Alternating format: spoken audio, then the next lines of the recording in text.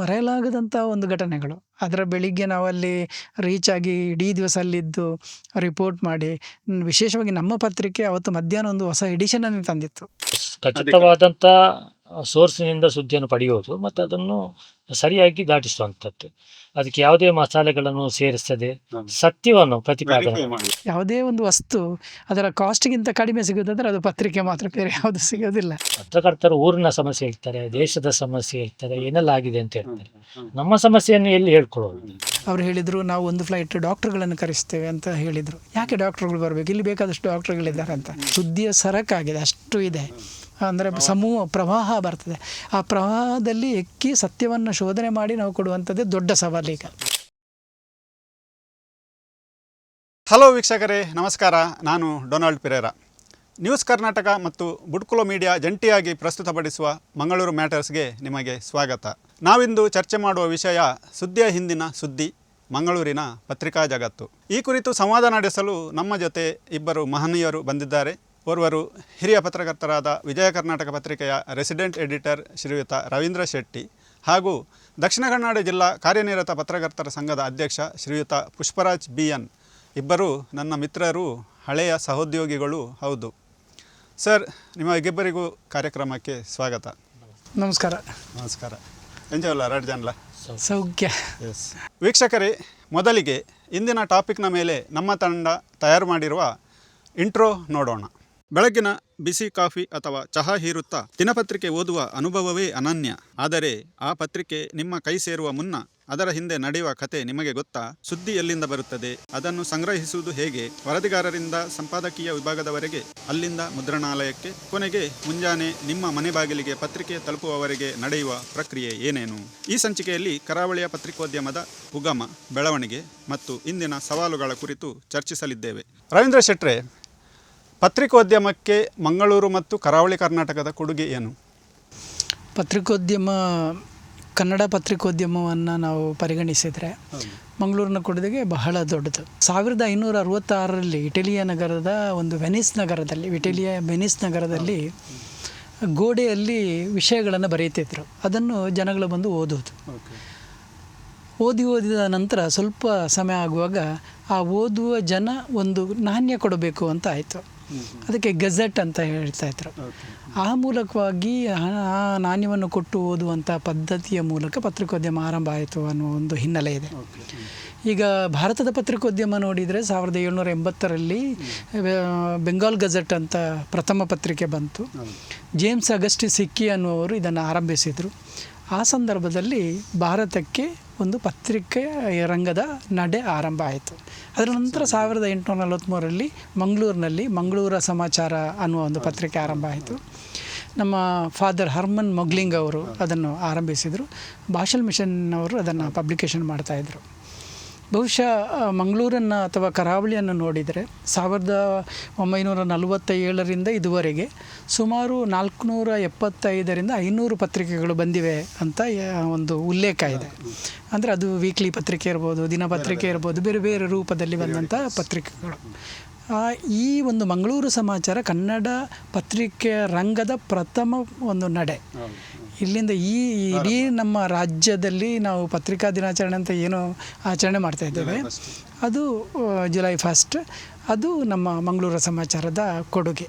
So ಅದು ಆ ಕಾರಣ ಈಗ ಪ್ರಸ್ತುತ ಎಲ್ಲ ಪತ್ರಿಕೆಗಳ, ಪ್ರಮುಖ ಪತ್ರಿಕೆಗಳ ಮತ್ತು TV ಮಾಧ್ಯಮಗಳ ಎಲ್ಲ ಕಚೇರಿಗಳು, ಅವರ ಪ್ರತಿನಿಧಿಗಳು ಮಂಗಳೂರಿನಲ್ಲಿದ್ದಾರೆ. ಮಂಗಳೂರಿನ ಕೊಡುಗೆ ಇಡೀ ಒಂದು ಪತ್ರಿಕೋದ್ಯಮ ದೊಡ್ಡ ಮಟ್ಟದಿದೆ ಅಂತ ಹೇಳ್ಬೋದು.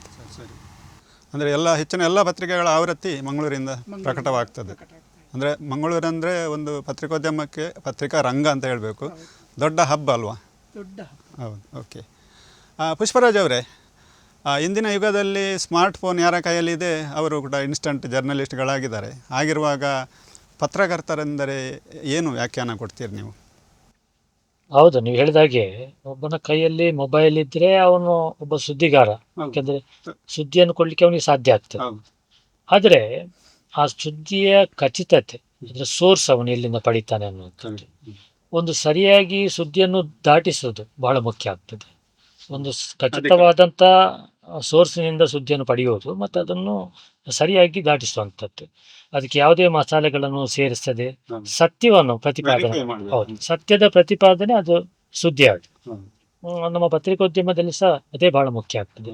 ಗಾಂಧೀಜಿಯವರು ಸಹ ಹೇಳ್ತಾರೆ, ನಾನು ಪತ್ರಿಕೆ ಆರಂಭ ಮಾಡಿದ್ದು ಸತ್ಯದ ಪ್ರತಿಪಾದನೆಗಾಗಿ.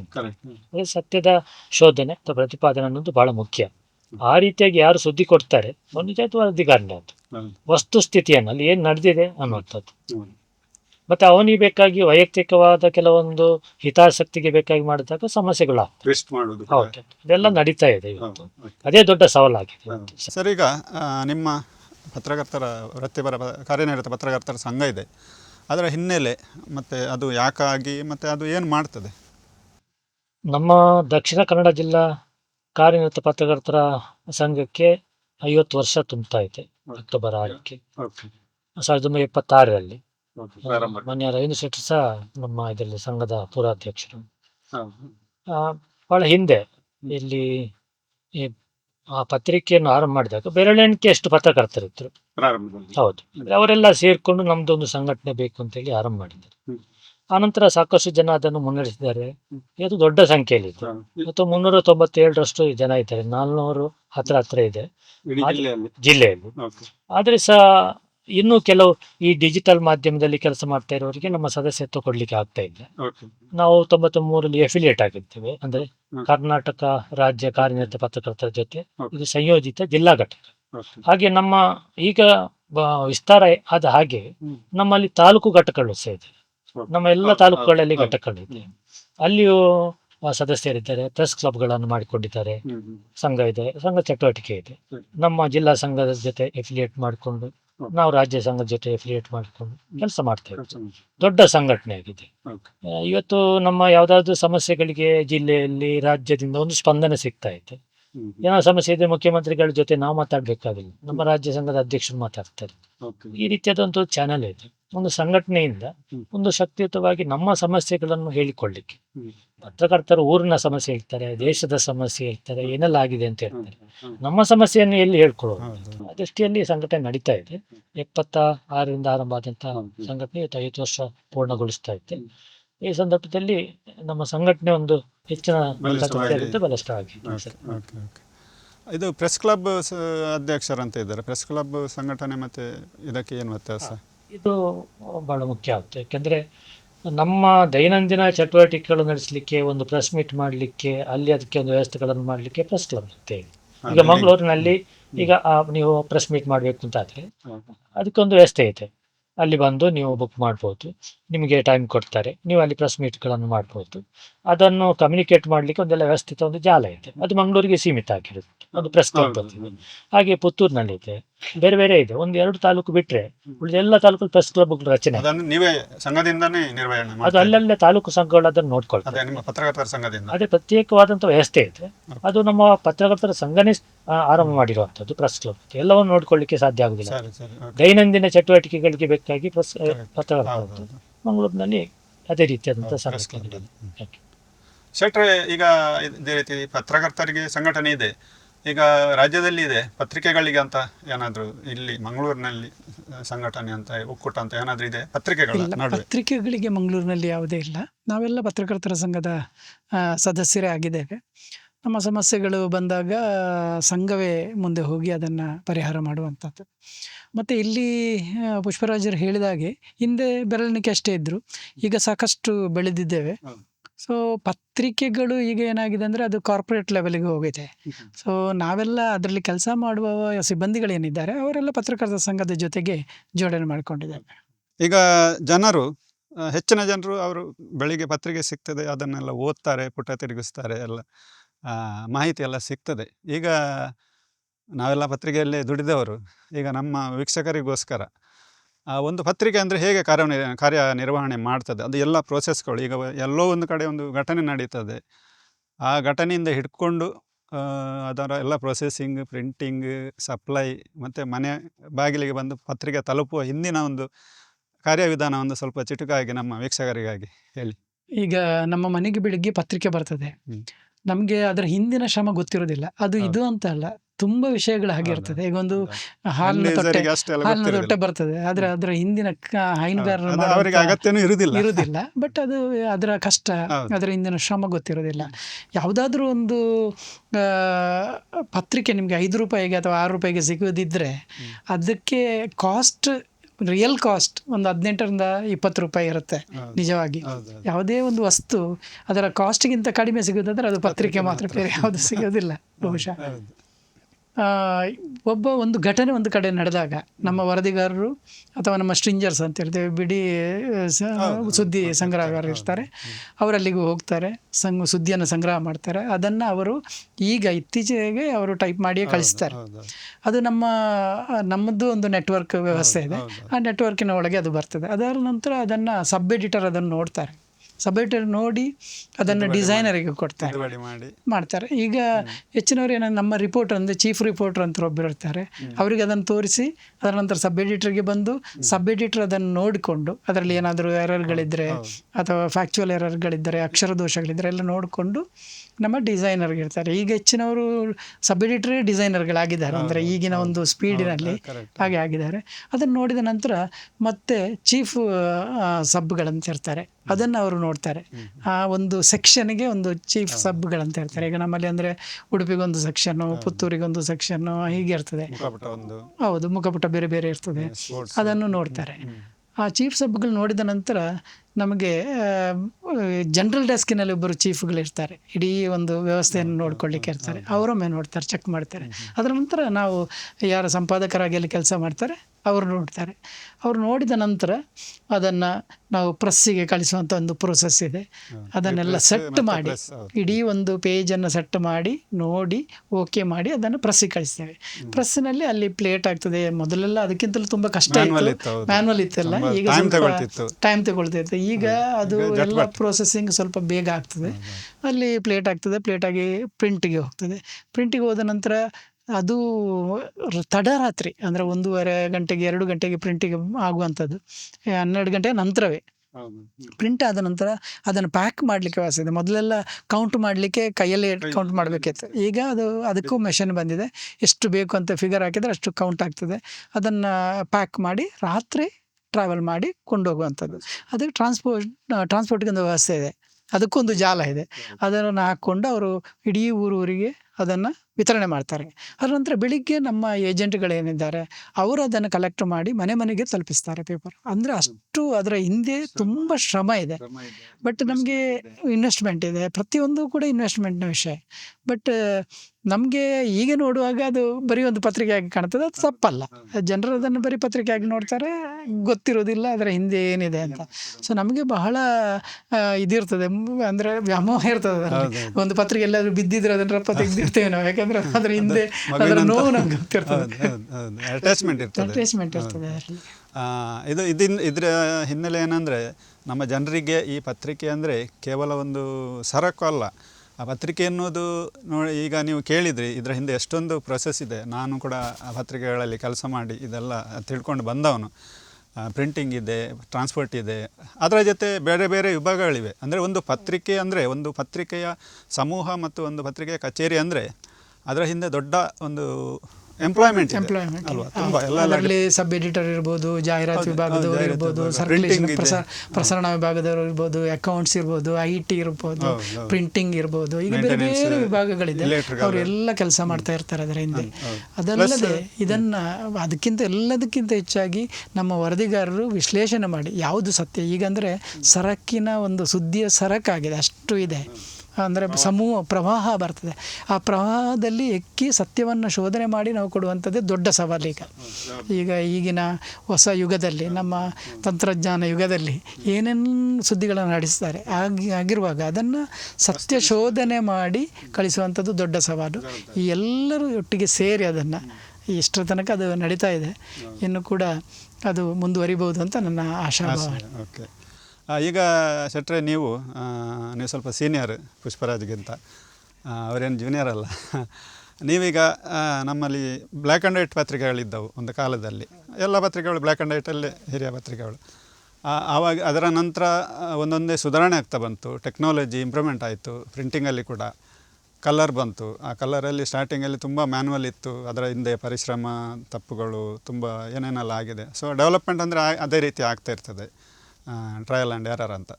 ಸೊ ಇವತ್ತು ಪ್ರಿಂಟಿಂಗ್ ಎನ್ನುವುದು ಅದೊಂದು ತುಂಬ ಈಸಿಯಾದ ಕೆಲಸ ಆಗಿದೆ. CTP ಬಂದಿದೆ.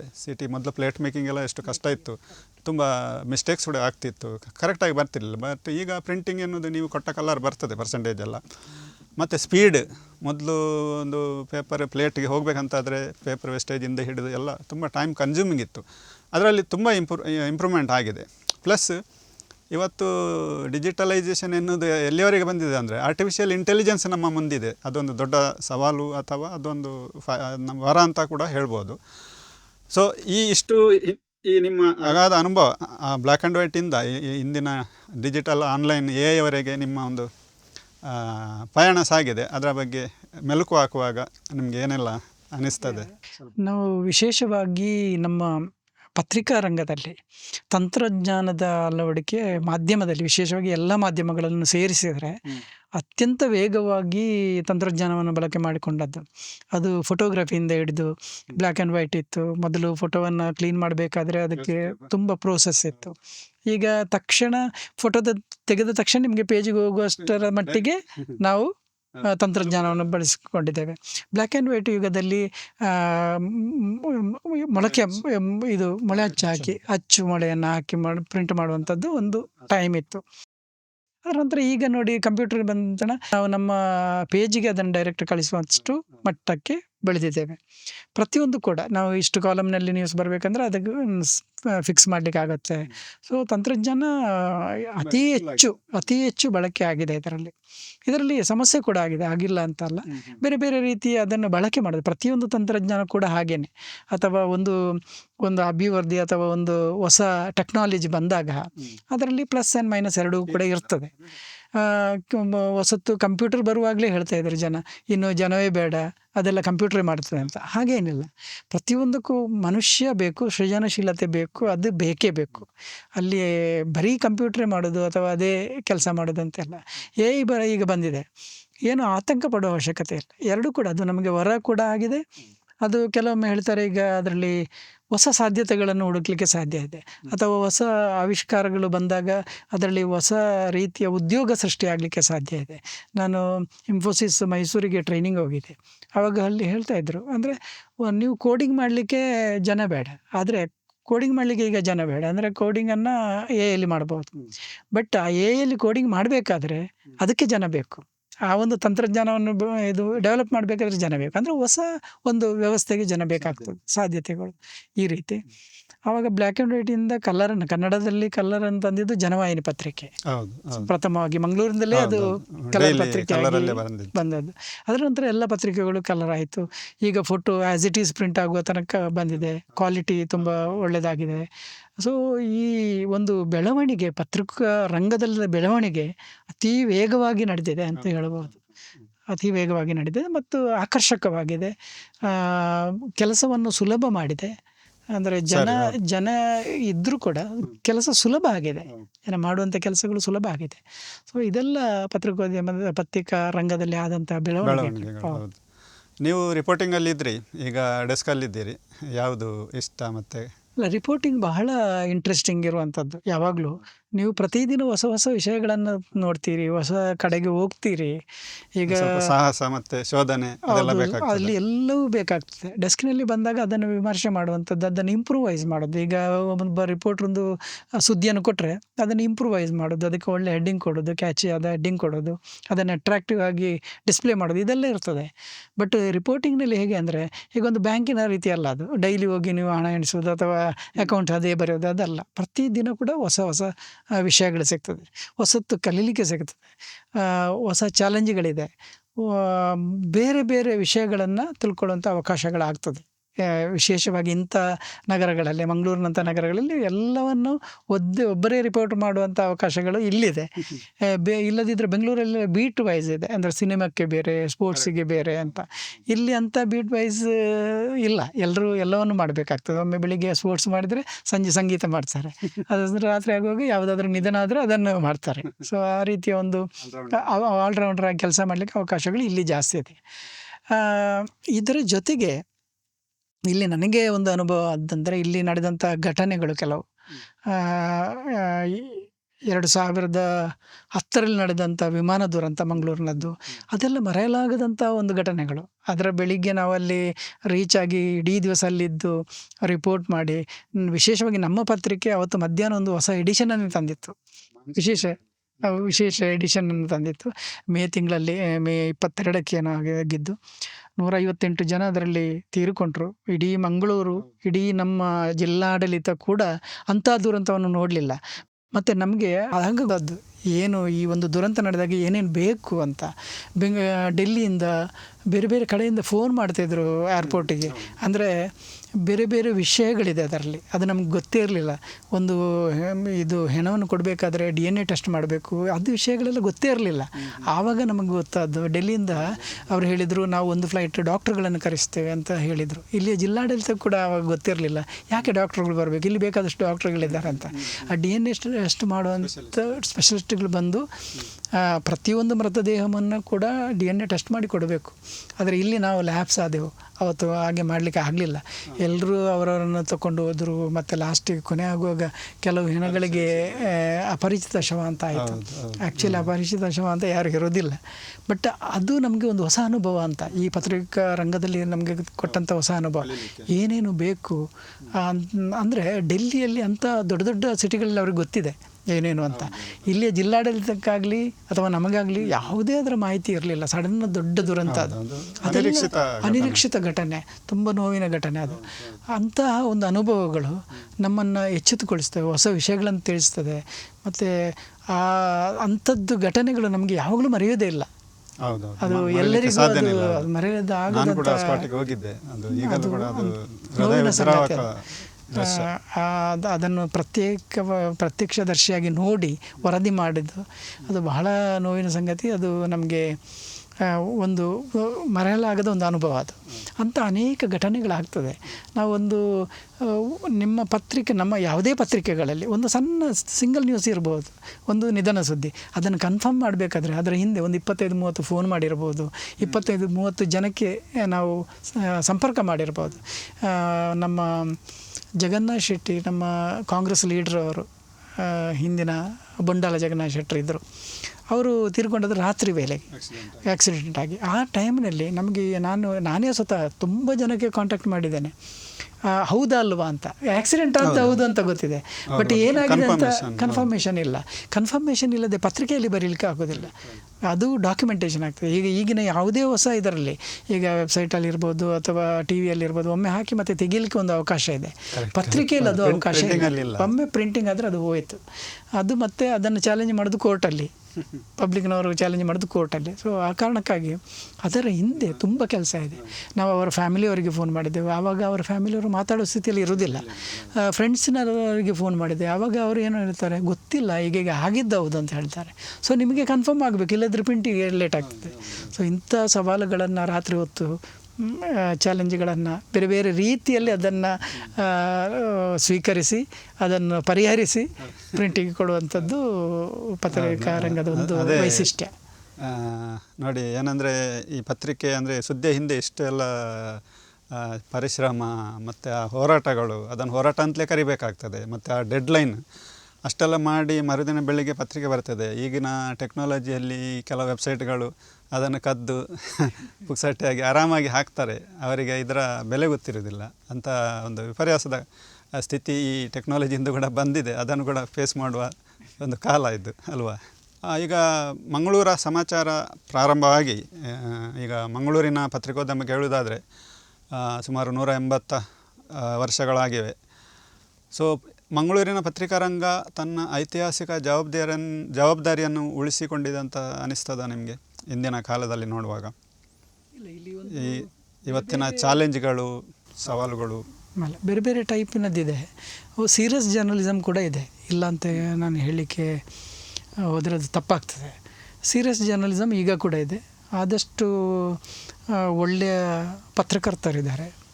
ಅದರ ಒಟ್ಟಿಗೆ ಅದು ಯಾವಾಗಲೂ ಹಾಗೆ, ಅದರ ಎಲ್ಲವೂ ಹಾಗೆ, ಇದು ಅಂತಲ್ಲ, ಪತ್ರಿಕಾ ರಂಗ ಅಂತಲ್ಲ, ಪ್ರತಿ ರಂಗದಲ್ಲಿ ಕೂಡ ಅದು ವ್ಯತ್ಯಾಸಗಳಾಗಿ ಆಗ್ತದೆ. ಬಟ್ ಸೀರಿಯಸ್ ಜರ್ನಲಿಸಮ್ ಈಗ ಕೂಡ ಆಗ್ತದೆ. ಅನೇಕ ವರದಿಗಳ ಇಂಪ್ಯಾಕ್ಟಿನಿಂದಾಗಿ ಅನೇಕ ವಿಷಯಗಳು ಪರಿವರ್ತನೆ ಆದ್ದು ನಮ್ಮ ಕಣ್ಮುಂದೆ ಇದೆ. ಈಗ ಮೊನ್ನೆ ನಮ್ಮ KPSC ಅಧ್ಯಕ್ಷರು ಆದಂಥ ಒಂದು ಘಟನೆ ಮಾಡಿದ್ದು, ಅದು ಕೂಡ ವರದಿ ಆಯಿತು, ಪತ್ರಿಕಾ ವರದಿ ಆಯಿತು. ಅದರಿಂದಾಗಿ ಅವರನ್ನು ಸಸ್ಪೆಂಡ್ ಮಾಡಿದರು. ಅಂಥದ್ದು ಅನೇಕ ಆಗಿದೆ. ನಮ್ಮಲ್ಲಿ ಒಬ್ಬರು BJP ಮುಖಂಡರು, ಇಲ್ಲಿಯವರಲ್ಲ, ಬೇರೆ ಊರಿನವರು, ಅವರೊಂದು ಸುದ್ದಿ ಬಂದಾಗ ಅವರನ್ನು BJPಯವರು ಮಂತ್ರಿಗಿರಿಯಿಂದ ತೆಗೆದುಬಿಟ್ರು ಮರುದಿವಸ. ಸೊ ಅಂಥದ್ದು ಅನೇಕ ಘಟನೆಗಳು ಆದದ್ದು ಇದೆ, ಪ್ರಭಾವ ಇದೆ. ಪತ್ರಿಕೆಗೆ ಅದರದ್ದೇ ಆದ ಒಂದು ಪ್ರಭಾವ ಇದೆ. ಮತ್ತು ಈಗ ಕೂಡ ನಿಮಗೆ ಕೋರ್ಟಲ್ಲಿ ಇರ್ಬೋದು, ಎಲ್ಲವನ್ನು ಕನ್ಸಿಡರ್ ಮಾಡೋದು ಪತ್ರಿಕೆಯನ್ನು ಕನ್ಸಿಡರ್ ಮಾಡ್ತಾರೆ. ಪತ್ರಿಕೆಯಲ್ಲಿ ಬಂದಿದೆ ಆ ರಿಪೋರ್ಟನ್ನು ಕನ್ಸಿಡರ್ ಮಾಡ್ತಾರೆ. ಈಗ ನೀವು ಚೇಂಜ್ ಆಫ್ ನೇಮ್ ಅಂತ ಪತ್ರಿಕೆಯಲ್ಲಿ ಯಾಕೆ ಕೊಡಬೇಕು, ಅದನ್ನು ಕೊಡಲೇಬೇಕು, ಅದನ್ನು ಮಾತ್ರ ಕನ್ಸಿಡರ್ ಮಾಡುವಂಥದ್ದು. ಹಾಗೆ ಪತ್ರಿಕೆಯನ್ನು ಒಂದು ಸೀರಿಯಸ್ ಆಗಿ ಕನ್ಸಿಡರ್ ಮಾಡ್ತಾ ಇದ್ದಾರೆ. ಅದು ಸೀರಿಯಸ್ ಆಗಿ ಪತ್ರಿಕೆಯನ್ನು ಮಾಡ್ತಾ ಕೂಡ ಇದ್ದಾರೆ ಎಲ್ಲರೂ. ಅದರ ಮಧ್ಯದಲ್ಲಿ ಕೆಲವೊಂದು ಲೋಪದೋಷಗಳು ಬಂದಿರ್ಬೋದು, ಅಥವಾ ಬೇರೆ ಬೇರೆ ಪತ್ರಿಕೆಗಳು ಬಂದಿರ್ಬೋದು. ಅದನ್ನು ಬಿಟ್ಟು ನಾವು ಒಳ್ಳೆಯ ವಿಷಯಗಳನ್ನು ತಗೊಳ್ಳೋಣ, ಪಾಸಿಟಿವ್ ಕಡೆ ಜಾಸ್ತಿ ಗಮನ ಕೊಡಬೇಕು ಅಲ್ವಾ? ಪುಷ್ಪರಾಜ್, ಈಗ ಇಂದಿನ ಪರಿಸ್ಥಿತಿ ಅದು ಎಲ್ಲ ಕಡೆ ಶೆಟ್ರು ಹೇಳಿದಾಗೆ, ಈಗ ಪತ್ರಕರ್ತರಲ್ಲಿ ಕೂಡ ಕೆಲವರು ಓಪನ್ ಆಗಿ ತಮ್ಮ ಯಾವುದೋ ಒಂದು ಒಲವಿನ ರಾಜಕೀಯ ಪಕ್ಷ ಇರ್ಬೋದು, ಬೇರೆ ಯಾವುದೋ ಸಿದ್ಧಾಂತ, ಬೇರೆ ಬೇರೆ ವಿಚಾರಗಳನ್ನು ಪಕ್ಷದ ವಕ್ತಾರರಂತೆ ಅದಕ್ಕೆ ಮೀರಿ ಬ್ಯಾಟಿಂಗ್ ಮಾಡ್ತಾ ಇದ್ದಾರೆ. ಈಗ ಸೋಷಿಯಲ್ ಮೀಡಿಯಾ ಇದೆ, ಅದಕ್ಕೆ ಯಾರ್ದು ಕಂಟ್ರೋಲ್ ಇಲ್ಲ. ಸೊ ಹೀಗಿರುವಾಗ ನಾನು ಕೇಳೋದು, ನಿಮ್ಮ ಪತ್ರಕರ್ತರ ನಡುವೆ ಸಾಕಷ್ಟು ಗುಂಪುಗಳಿರ್ಬೋದು, ಸಿದ್ಧಾಂತ, ಎಡ ಬಲ, ಮತ್ತೇನ ರಾಜಕೀಯ, ಧಾರ್ಮಿಕ ಮತ್ತು ಬೇರೆ ಬೇರೆ ವಿಚಾರಗಳಲ್ಲಿ. ಈ ರೀತಿ ಇರುವಾಗ ಈ ಪತ್ರಕರ್ತರ ಸಂಘ ಎಂಬುದ ಸಂಘಟನೆಯಲ್ಲಿ ಒಗ್ಗಟ್ಟು ಮತ್ತು ಐಕ್ಯತೆ ಹೇಗೆ ಕಾಪಾಡಿಕೊಂಡು ಬರ್ತೀರಿ ನೀವು? ಈಗ ನೀವು ಹೇಳಿದಾಗೆ ಸೈದ್ಧಾಂತಿಕವಾಗಿ ಸಾಕಷ್ಟು ಜನ ಅವರವರು ಒಂದೊಂದು ಒಲವುಗಳನ್ನು ಇಟ್ಕೊಂಡಿರ್ಬೋದು, ತಪ್ಪು ಅಲ್ಲ. ಒಬ್ಬನಿಗೆ ಅವನದೇ ಆದಂಥ ವೈಯಕ್ತಿಕ ನಿಲುವು ಇರ್ಬೋದು. ಆದರೆ ಅವನೊಬ್ಬ ಒಂದು ಪತ್ರಿಕೆ ಅಥವಾ ಮಾಧ್ಯಮದಲ್ಲಿ ಬಂದಾಗ ಅದನ್ನೆಲ್ಲ ಬಿಟ್ಟು ವಸ್ತುನಿಷ್ಠತೆಗೆ ಹೆಚ್ಚು ಒತ್ತು ಕೊಡಬೇಕಾಗ್ತದೆ. ರಿಯಾಲಿಟಿ ಏನು, ಹೌದು, ಬಹಳ ಮುಖ್ಯ. ಮತ್ತೆ ದೇಶದ ಸಂವಿಧಾನ, ಇಲ್ಲಿನ ಕಾನೂನು, ಎಲ್ಲದಕ್ಕೂ ಅವನು ಗೌರವ ಕೊಡಬೇಕಾಗ್ತದೆ.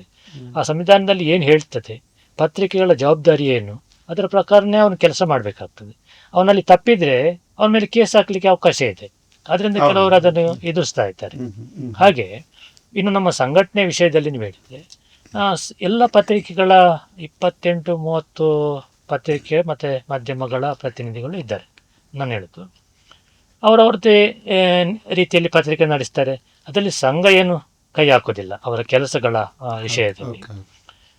ಸಂಘಟನೆ ಏನಾದರೂ ಅವರ ಕೆಲಸ ಮಾಡ್ತಾ ಇರುವಂಥ ಸಂದರ್ಭದಲ್ಲಿ ಅವರ ಸಮಸ್ಯೆಗಳು ಬಂದರೆ ಸಂಘದ ಗಮನಕ್ಕೆ ತರ್ತಾರೆ. ನಾವು ಮೀಟಿಂಗಲ್ಲಿ ಪ್ರತಿ ತಿಂಗಳು ಮೀಟಿಂಗ್ ಮಾಡ್ತೇವೆ. ಅಲ್ಲಿ ಎಲ್ಲ ಪ್ರತಿನಿಧಿಗಳು ಇರ್ತಾರೆ. ಅಲ್ಲಿ ಅದರ ಬಗ್ಗೆ ಚರ್ಚೆ ನಡೀತದೆ. ಅಲ್ಲಿ ಒಂದು ತೀರ್ಮಾನಗಳನ್ನು ತೆಗೆದುಕೊಳ್ತೇವೆ ಪಾಸಿಟಿವ್ ಆಗಿ. ಅಲ್ಲಿ ನಮ್ಮ ವೈಯಕ್ತಿಕವಾಗಿ ಯಾರ ಬಗ್ಗೆ ಸಹ ಏನೋ ವಿಷಯಗಳು ಅಥವಾ ಸಿದ್ಧಾಂತದ ಬಗ್ಗೆ ನಾವು ಅಲ್ಲಿ ಚರ್ಚೆ ಮಾಡ್ತೇವೆ. ಅದರಿಂದ ಸಂಘಟನೆಗೆ ಆ ವಿಷಯದಲ್ಲಿ ತೊಂದರೆ ಆಗುವುದಿಲ್ಲ.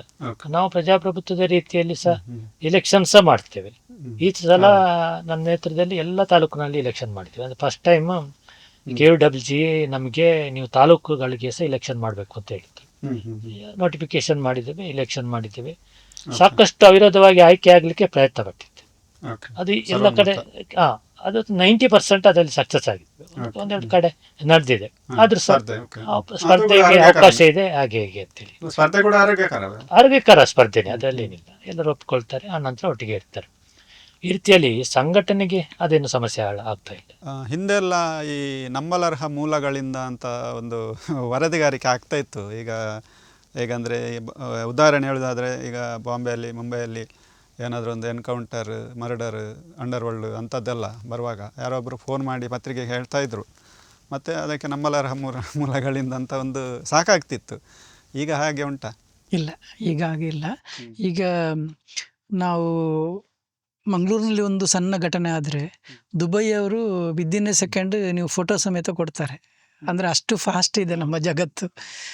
ಹಿಂದಿನ ಒಂದು ಪತ್ರಿಕಾ ರಂಗ ಬೇರೆ ರೀತಿಯಲ್ಲಿ ಕೆಲಸ ಮಾಡ್ತಾಯಿತ್ತು. ಈಗ ತುಂಬ ಫಾಸ್ಟಾಗಿ ಎಲ್ಲವೂ ಮಾಡ್ತಾರೆ. ಮತ್ತು ಈಗ ಕ್ರಾಸ್ ವೆರಿಫಿಕೇಷನ್ ಕೂಡ ಭಾರಿ ಸುಲಭ. ಮೊದಲು ಲ್ಯಾಂಡ್ಲೈನಲ್ಲಿ ಕೆಲಸ ಮಾಡ್ತಿದ್ದೆವು, ಅದರ ನಂತರ ಪೇಜರ್ ಅಂತ ಒಂದು ಬಂತು, ಅದರಲ್ಲಿ ಕೆಲಸ ಮಾಡಿದೆವು. ಪೇಜರ್ ಇಟ್ಕೊಂಡು ಅದಕ್ಕೆ ಹೆಚ್ಚಿನವರಿಗೆ ಈಗ ಗೊತ್ತಿರಲಿಕ್ಕಿಲ್ಲ.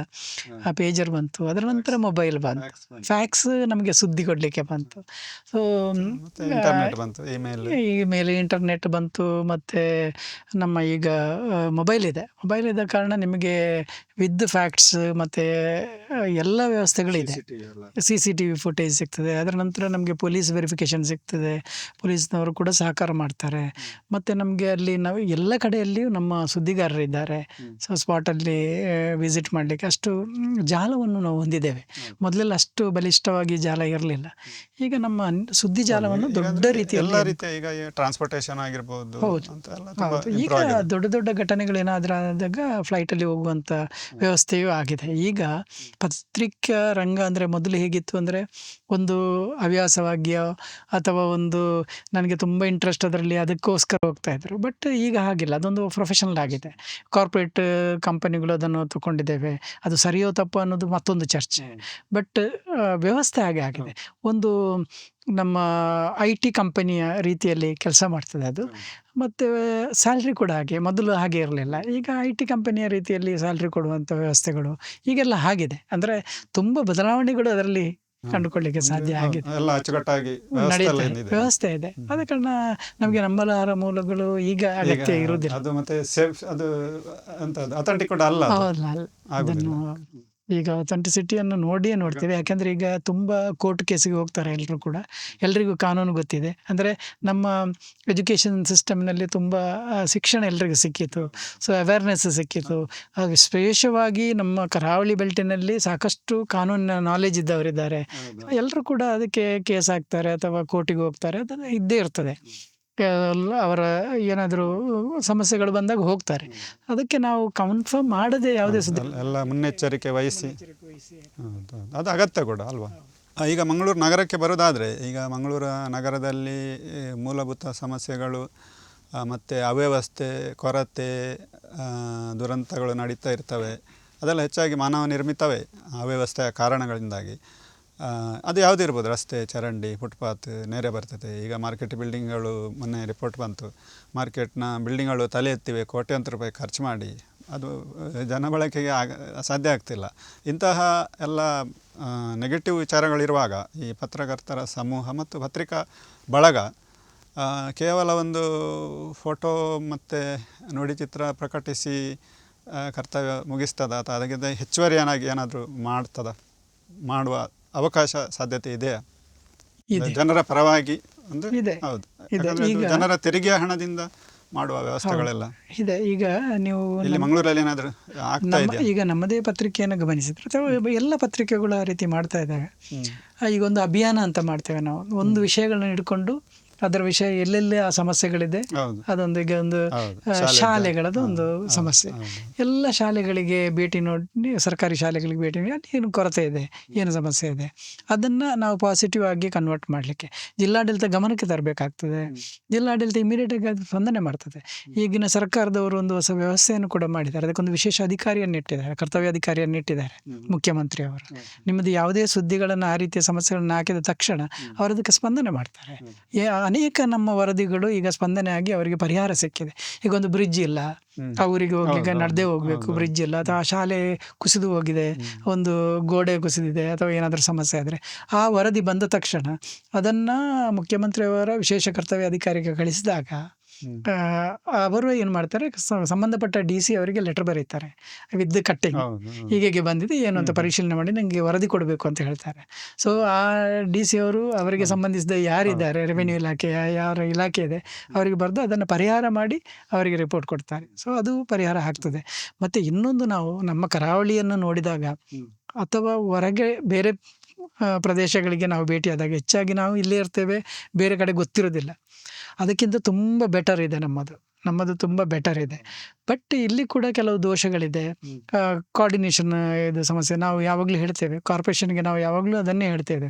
ಅದಕ್ಕೆ ಖುದ್ದಾಗಿ ನಾವೇ ಒಂದು ಕೋಆರ್ಡಿನೇಷನ್ ಮೀಟಿಂಗ್ ಮಾಡಿದ್ದೆವು. ಕಾರ್ಪೊರೇಷನ್ನವರು, ಮೆಸ್ಕಾಮಿನವರು, ರಾಷ್ಟ್ರೀಯ ಹೆದ್ದಾರಿಯವರು ಎಲ್ಲರನ್ನು ಕರೆದು, ಅಧಿಕಾರಿಗಳನ್ನು ಕರೆದು ನಾವೇ ಒಂದು ಸಂವಾದವನ್ನು ಏರ್ಪಡಿಸಿ ನೀವೊಂದು ಕೋಆರ್ಡಿನೇಷನಲ್ಲಿ ಕೆಲಸ ಮಾಡಬೇಕು, ಪೊಲೀಸರು ಎಲ್ಲರೂ. ಆಗ ಏನಾಗ್ತದೆ, ಈಗ ಒಂದು ರಸ್ತೆ ಮಾಡುವಾಗ ಚರಂಡಿ ಇರೋದಿಲ್ಲ, ಅಥವಾ ಫುಟ್ಪಾತ್ ಇರೋದಿಲ್ಲ, ಅಥವಾ ಅಲ್ಲಿ ಒಂದು ಸೈನ್ ಬೋರ್ಡ್ ಇರೋದಿಲ್ಲ. ಅವ್ರು ಹೇಳ್ತಾರೆ ಹೆದ್ದಾರಿಗೆ ಬರ್ತದೆ ಇದು, ಅಥವಾ ಬೇರೆ ಬೇರೆ ಕರೆಂಟಿನ ಕಂಬ ಮಧ್ಯದಲ್ಲಿ ಇರ್ತದೆ. ಇದೆಲ್ಲ ಸಮಸ್ಯೆಗಳಿದೆ. ಇದೆಲ್ಲ ಕೋಆರ್ಡಿನೇಷನ್ ಸಮಸ್ಯೆಯಿಂದ ಆಗುವಂಥದ್ದು. ಇದನ್ನು ನಾವು ಕರೆದು ಒಂದು ಚರ್ಚೆ ಮಾಡಲಿ, ಎಲ್ಲ ಅಧಿಕಾರಿಗಳನ್ನ ಕರೆದು ಚರ್ಚೆ ಮಾಡಿದ್ದು ತುಂಬ ಪ್ರಾಬ್ಲಮ್ ಸಾಲ್ವ್ ಆಗಿದೆ. ಝೀಬ್ರಾ ಕ್ರಾಸ್ ಇಲ್ಲ ಅಂತ ಹೇಳಿದರೆ ಅಲ್ಲಿ ಹಾಕಿದ್ದಾರೆ, ಕೆಲವೆಲ್ಲ ಮಾಡಿದ್ದಾರೆ. ನಾವು ಪಾಸಿಟಿವ್ ಆಗಿ ತಗೊಂಡು, ಈಗ ನೆಗೆಟಿವೇ ಮಾಡಿ ಪ್ರಯೋಜನ ಇಲ್ಲ. ಪಾಸಿಟಿವ್ ಪರಿಹಾರ ಕಂಡುಕೊಳ್ಬೇಕು. ಕೆಲವೊಂದು ತಾಂತ್ರಿಕ ತೊಂದರೆಗಳಿರ್ತದೆ. ಸರ್ಕಾರದ ಕೆಲಸಗಳು ಅಷ್ಟು ಸುಲಭದಲ್ಲಿ ಆಗುವಂಥದ್ದಲ್ಲ.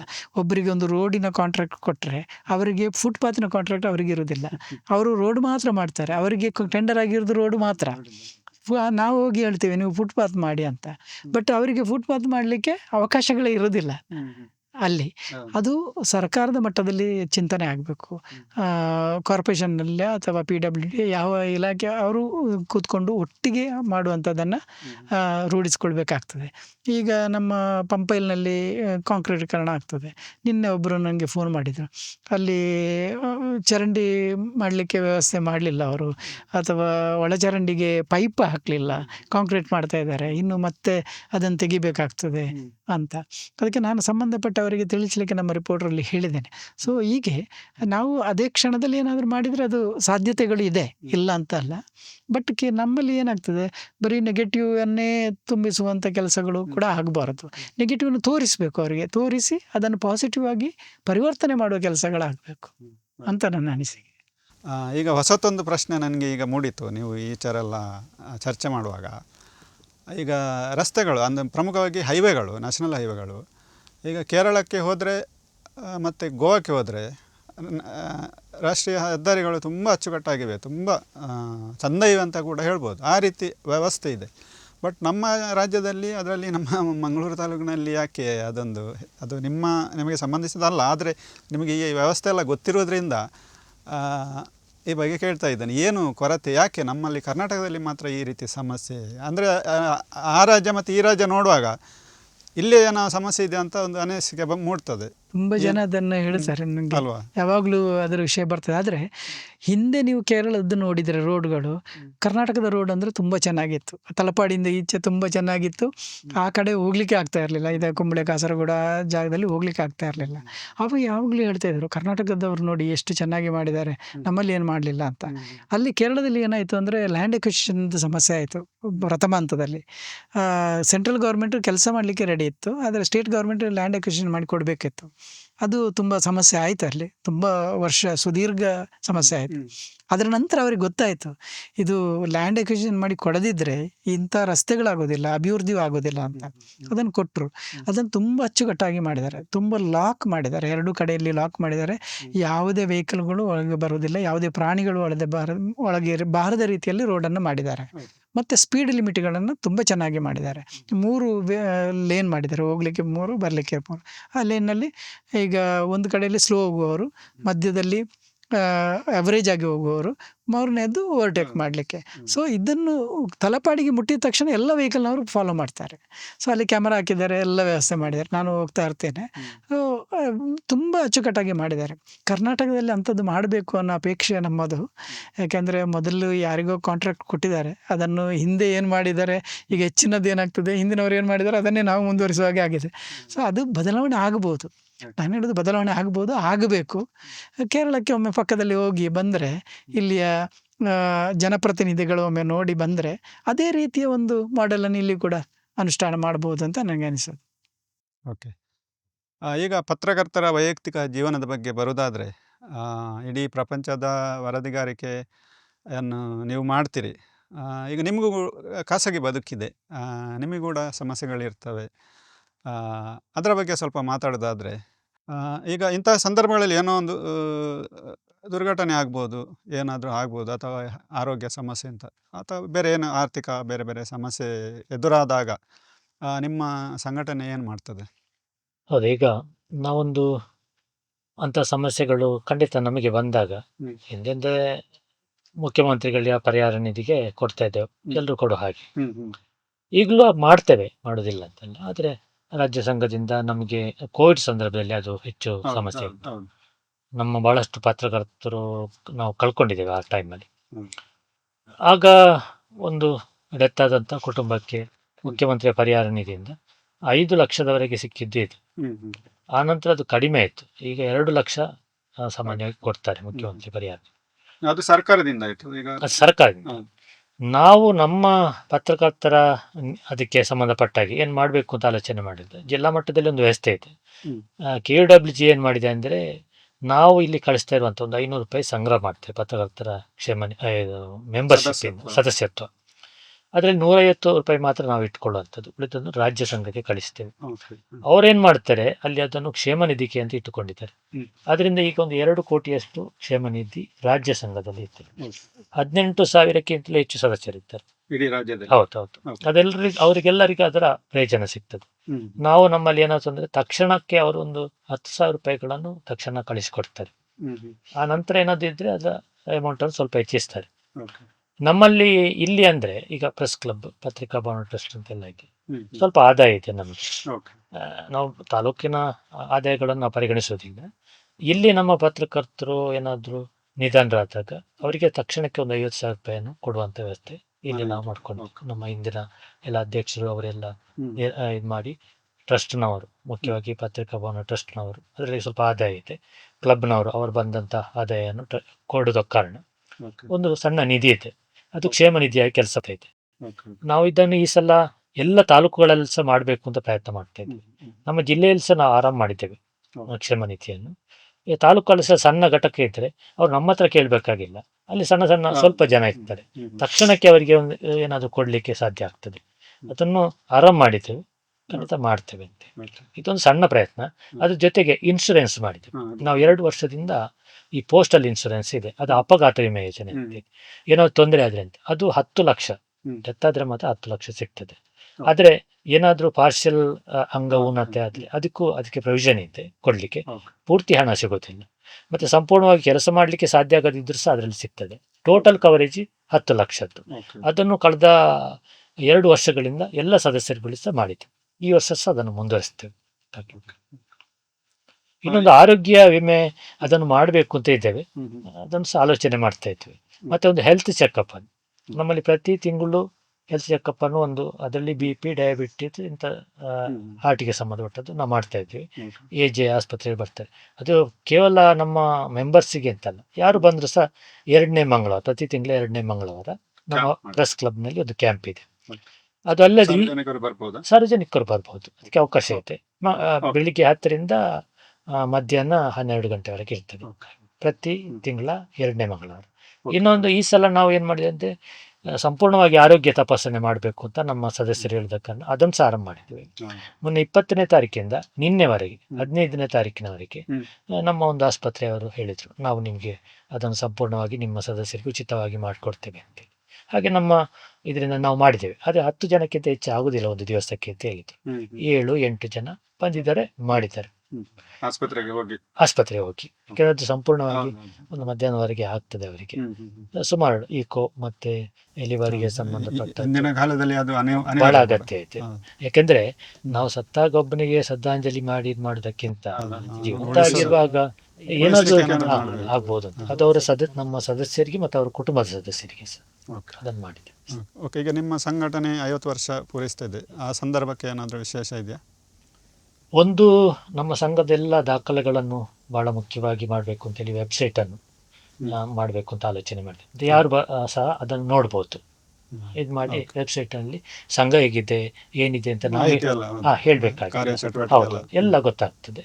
ಅದಕ್ಕಾಗಿ ವೆಬ್ಸೈಟನ್ನು ಚಾಲನೆ ಮಾಡಿದೆ. ಇನ್ನೊಂದು ಅದಕ್ಕೆ ಉದ್ಘಾಟನೆ ಮಾಡೋದು ಮಾತ್ರ ಬಾಕಿ ಇದೆ, ಉಳಿದೆಲ್ಲ ಕೆಲಸ ಆಗಿದೆ. ಅದರಲ್ಲಿ ನಮ್ಮ ಸಂಘದ ಚಟುವಟಿಕೆ, ಪ್ರೆಸ್ ಕ್ಲಬ್, ಪತ್ರಿಕಾ ಭವನ ಟ್ರಸ್ಟ್, ತಾಲೂಕಿನ ಸಂಘಗಳು, ಅದರ ಪದಾಧಿಕಾರಿಗಳು, ಅವರ ಚಟುವಟಿಕೆಗಳು ಎಲ್ಲ ಸಿಗ್ತದೆ. ಈ ಎಲ್ಲ ವಿವರಗಳು ಸಿಗ್ತದೆ ಅದು. ಇನ್ನೊಂದು, ನಾವು ಈಗಾಗಲೇ ಹೇಳಿದಾಗೆ ಒಂದು ಆರೋಗ್ಯಕ್ಕೆ ಸಂಬಂಧಪಟ್ಟ ಒಂದು ಕಾಂಕ್ರೀಟ್ ಆದಂಥ ಒಂದು ಕೆಲಸ ಮಾಡಬೇಕು. ಇನ್ನು ಕ್ಷೇಮ ನಿಧಿಯನ್ನು ಎಲ್ಲ ತಾಲೂಕುಗಳಲ್ಲಿ ಮಾಡಬೇಕಂತ ಆ ಕೆಲಸ. ಮತ್ತೆ ಜಿಲ್ಲಾ ಸಂಘದ ಸಹ ಅದನ್ನು ಸ್ವಲ್ಪ ಗಟ್ಟಿ ಮಾಡಬೇಕು ಅಂತ, ಸ್ವಲ್ಪ ದೊಡ್ಡ ಅಮೌಂಟನ್ನು. ಇನ್ನೊಂದು, ನಮ್ಮಲ್ಲಿ ಬಹಳಷ್ಟು ದೊಡ್ಡ ದೊಡ್ಡ ಪತ್ರಕರ್ತರು ಹೋಗಿದ್ದಾರೆ. ಅವರ ಹೆಸರಿನಲ್ಲಿ ಕನಿಷ್ಠ ಒಂದೆರಡು ದತ್ತಿನಿಧಿಯನ್ನಾದರೂ ಆರಂಭ ಮಾಡಬೇಕು ಅಂತ ಇದ್ದೇವೆ. ಆ ದತ್ತಿನಿಧಿ ಅಂತ ಅಲ್ಲಿ ಆರಂಭ ಮಾಡಿ ಅವರ ಹೆಸರಿನಲ್ಲಿ ಯಾವುದಾದ್ರೂ ಉಪನ್ಯಾಸಗಳನ್ನು ಕೊಡುವಂಥದ್ದು. ಮತ್ತೆ ನಮ್ಮ ಪತ್ರಕರ್ತರಿಗೆ ಅವರ ವೃತ್ತಿಗೆ ಸಂಬಂಧಪಟ್ಟಾಗಿ ಕೌಶಲ್ಯವನ್ನು ವೃದ್ಧಿಪಡಿಸಲಿಕ್ಕೆ ಇವಾಗ ಈ ಟೆಕ್ನಾಲಜಿ ಬಂದಿದೆ, ನಮಗೆ ಗೊತ್ತಿರೋದಿಲ್ಲ. ಅದು ತೊಂದರೆ ಆಗ್ತದೋ ಏನೋ ಅದು ಬೇರೆ ಪ್ರಶ್ನೆ, ಅದು ಪ್ರಥಮವಾಗಿ ಗೊತ್ತಿರಬೇಕು. ಹೌದು, ಆ ದೃಷ್ಟಿಯಿಂದ ನಾವು ನಿಟ್ಟೆ ವಿಶ್ವವಿದ್ಯಾಲಯದ ಜೊತೆ ಸೇರಿಕೊಂಡು ಅಂತ ಒಂದು ಶಿಬಿರವನ್ನು ಅವರು ಒಂದು ದಿವಸ ಶಿಬಿರ ಮಾಡಿದ್ರು. ಅಲ್ಲಿ ಕೆಲವು ಮಾಹಿತಿಯನ್ನು ಕೊಟ್ಟರು ಪ್ರಾಕ್ಟಿಕಲ್ ಆಗಿ. ಅವರಿಗೆ ನೋಡಿ, ಇದರಲ್ಲಿ ಇಂಥ ಆ್ಯಪ್ಗಳೆಲ್ಲ ಇದೆ, ಅದನ್ನು ನೀವು ಹೀಗೆ ಬಳಸಿಕೊಳ್ಳಿಕ್ಕೆ ಆಗ್ತದೆ, ನಿಮಗೆ ಅದರ ಪ್ರಯೋಜನಗಳು ಏನನ್ನು ಹೇಳಿದರು. ಮತ್ತು ಅದಕ್ಕೆ ಸಂಬಂಧಪಟ್ಟಾಗಿ ಒಂದು ವರ್ಕ್ಶಾಪ್ಗಳನ್ನು ಸಹ ನಮ್ಮ ಮೊನ್ನೆ ಸಭೆಯಲ್ಲಿ ಸಹ ಬಂದು ಪ್ರಸ್ತಾಪ ಆಯಿತು. ಅದನ್ನೆಲ್ಲ ನಾವು ಮಾಡ್ತೇವೆ. ಮತ್ತು ರುಟೀನಾಗಿ ಕೆಲವು ಕೆಲಸಗಳನ್ನು ನಾವು ಮಾಡ್ತಾ ಇದ್ದೇವೆ. ರಾಜ್ಯ ಸಂಘದವರು ಹೇಳಿರುವಂಥ ಕೆಲಸ ಮತ್ತು ನಮ್ಮ ಸಂಘದ ಸಭೆಯಲ್ಲಿ ಏನು ಪ್ರಸ್ತಾಪ ಆಗ್ತದೆ ಅದೆಲ್ಲವನ್ನು ಸಹ ಮಾಡ್ತೀವಿ. ಓಕೆ.